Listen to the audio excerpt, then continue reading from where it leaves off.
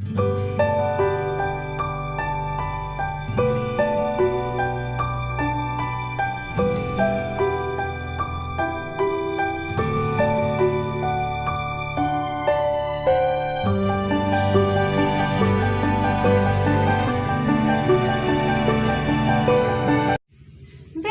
again to another session of signatures.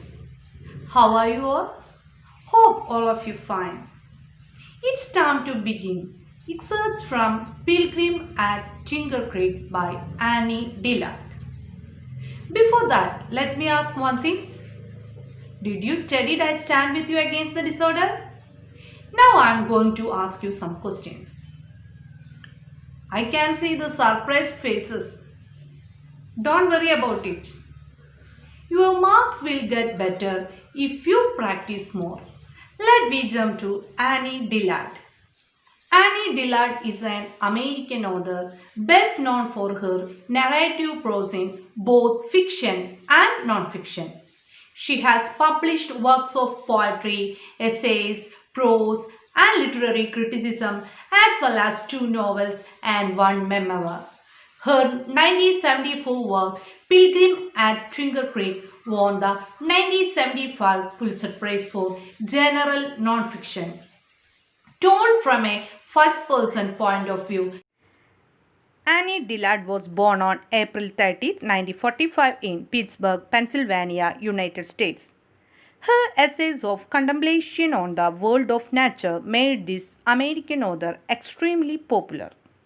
Her curriculum vitae denotes she has no religion and she is a Democrat. Annie Dillard is simultaneously a poet, naturalist, novelist, essayist, and a critic. Dillard was the eldest of 3 girls and, as she claims in her childhood memoir, had great affection for her parents, having enjoyed a very joyous childhood. She used to read a wide variety of subjects such as geology, natural history, entomology, epidemiology, poetry, and so on. Dillard's books were translated into not less than 10 languages. Her major works are Tickets for a Prayer Wheel, Pilgrim at Tinker Creek, Holy the Fur, Living by Fiction, Teaching a Stone to Talk, An American Childhood, The May Trees, The Abundance. An American Childhood is Dillard's autobiography. Dillard taught for 21 years in the English department of Wesleyan University. She was awarded the Pulitzer Prize for General Nonfiction in 1975 for her work Pilgrim at Tinker Creek. Her prose is richly poetic and densely philosophic. When she writes, strange things become familiar and vice versa. In Pilgrim at Tinker Creek, Dillard looks at the marvels of nature and searches for God. As she rightly puts it, she is a theologian undertaking a pilgrimage into nature. She scrutinizes nature with monastic patience and a microscopic eye. The book has been described as a naturalist classic. Annie Dillard says that initially she had thought this book would be read only by a few monks. But after the book won the Pulitzer Prize for General Nonfiction, it reached a much larger audience. Dillard has been described as a perfect antidote for an epoch defined by mass attention deficit disorder. Dillard says about the work, "It's also a matter of keeping my eyes open." She could wait patiently and passionately for hours for a glimpse of a muskrat. Pilgrim at Tinker Creek is a fine meditation on nature and its season. It is a personal experience showing the writer's exploration. She closely made observation in nature during a whole year on foot in her neighborhood in Tinker Creek in Virginia. As the drama of life gets enacted before our eyes, we are asked to see the Creator's vision and intention. We see a waterbug sucking the life out of a frog. We see the praying mantis laying eggs after deforming the male. We see the monarch butterflies hatch before migrating to the south. Dillard was inspired by Thoreau's Walden. But unlike Thoreau, she expresses no opinions about society.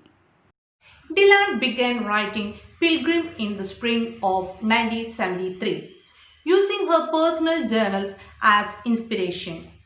separated into 4 sections that signify each of the seasons. The narrative takes place over the period of 1 year. The book records the narrator's thoughts on solitude, writing and religion, as well as scientific observations on the flora and fauna she encounters. Pilgrim at Tinker Creek was published by Harper's Magazine Press in 1974. Published by Harper's Magazine Press in 1974 and was dedicated to Dillard's husband. Pilgrim at Tinker Creek belongs to the category of literature called naturalistic classics. It belongs to naturalistic classics. Pilgrim at Tinker Creek belongs to the category of literature called naturalistic classics. The title refers to Tinker Creek, which outside Roanoke in Virginia Blue Ridge Mountains. A couple of summers ago, 2 summers ago, I was walking along of the island to see what is happening in the water and mainly to scare frogs. To afraid frogs. Scare frogs to afraid frogs. Frogs leap into the water from invisible positions in panic. Panic, extreme fear. Frogs leap into the water from invisible positions in panic when they notice your approach. They make some noise as they leap, sending out a froggy yelp and splashing into the water. It amuses me and still amuses me. Frogs leaping into the water from invisible positions in panic when they notice somebody's approach is the sight that continues to amuse Dillard. They make some noise as they leap. What is the sight that continues to amuse Dillard? Frogs leaping into water from invisible positions in panic when they notice somebody's approach is the sight that continues to amuse Dillard. I continued walking along the grassy edge and knew more about frogs. How she knew more about frogs? She is seeing frogs both in and out of the water. I learned to differentiate the color of light reflected from mud bank, water, grass or frogs. Frogs were flying all around me. Can frogs fly? It's jumping into the water. At the end of the island saw a small green frog.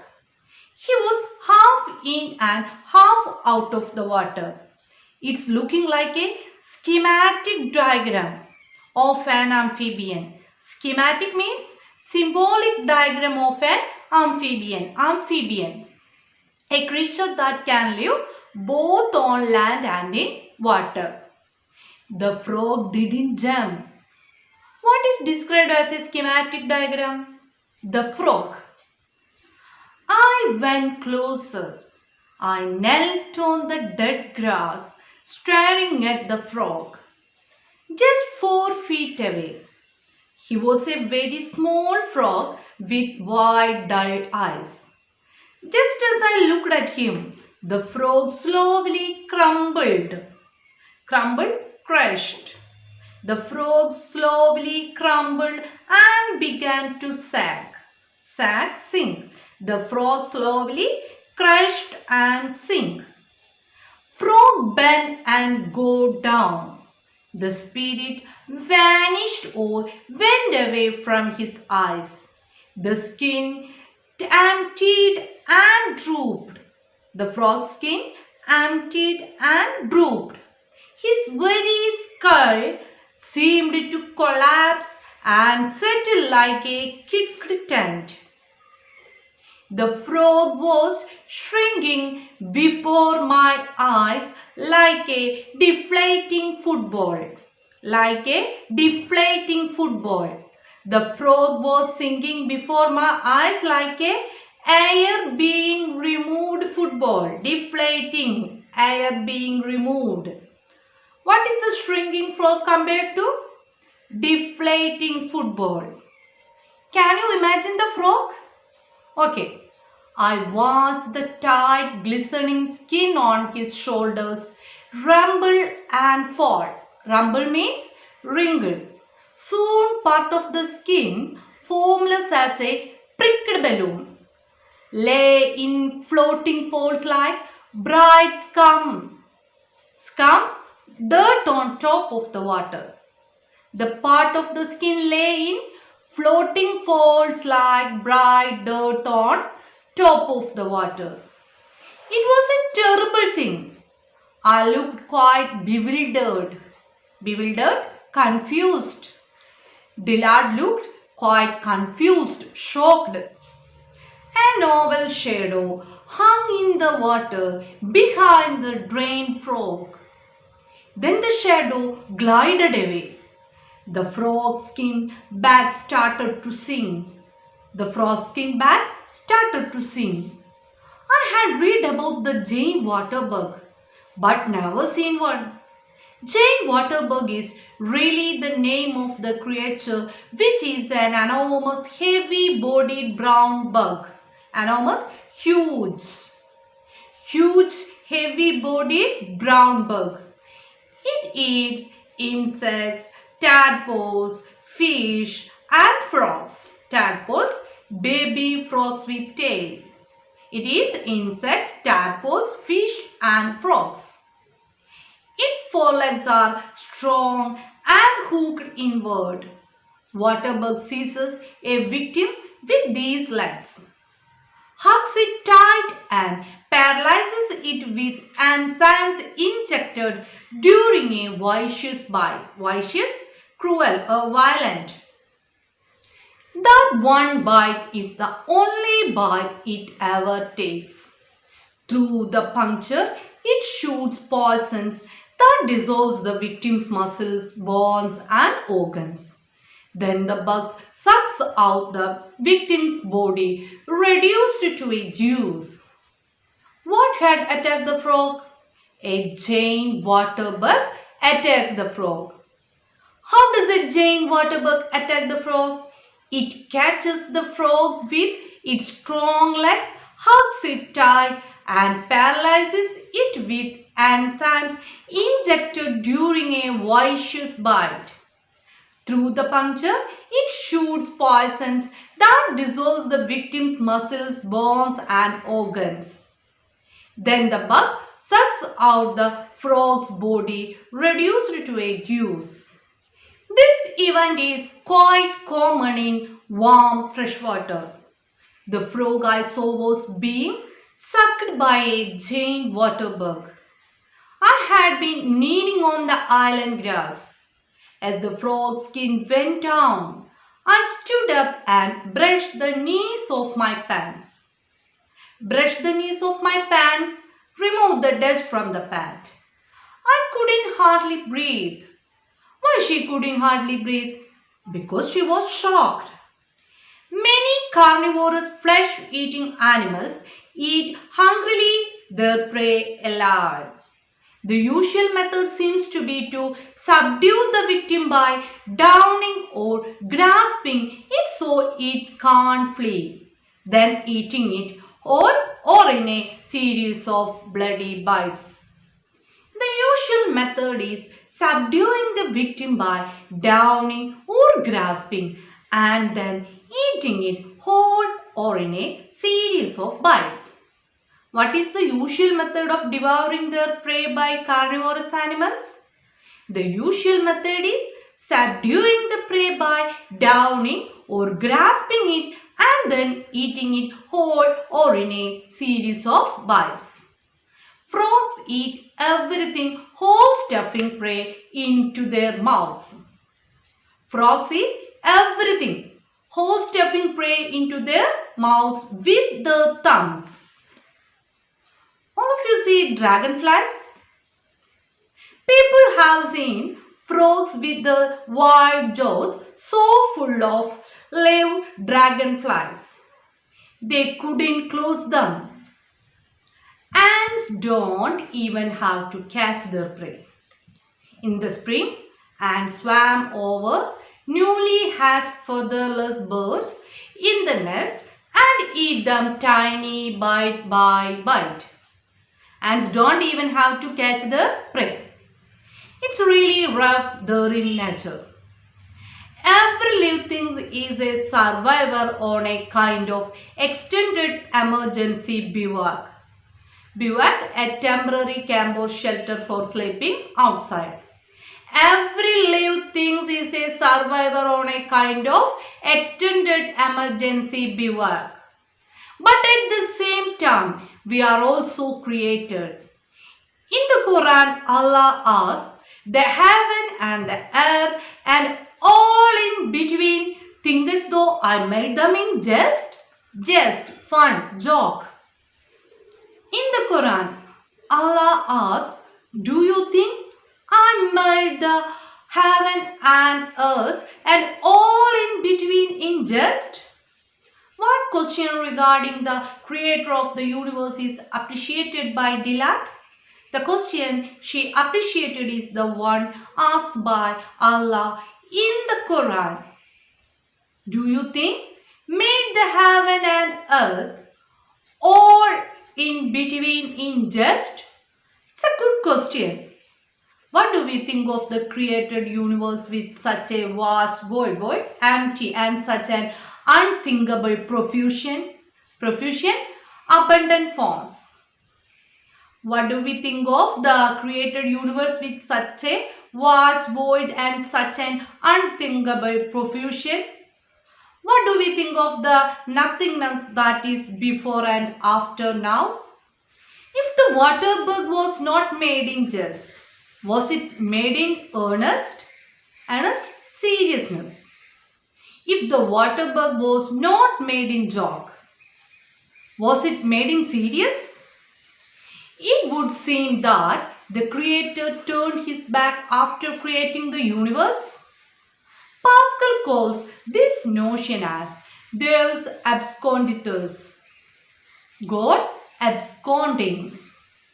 Deus absconditus, a Latin phrase which means the hidden God. In Bible, Isaiah 45. Truly thou art a God who hidest thyself. What is the meaning of Deus absconditus? Hidden God. What is Pascal observation about God? God is that he is absconditus, a hidden God. The phrase Deus absconditus used by Blaise Pascal.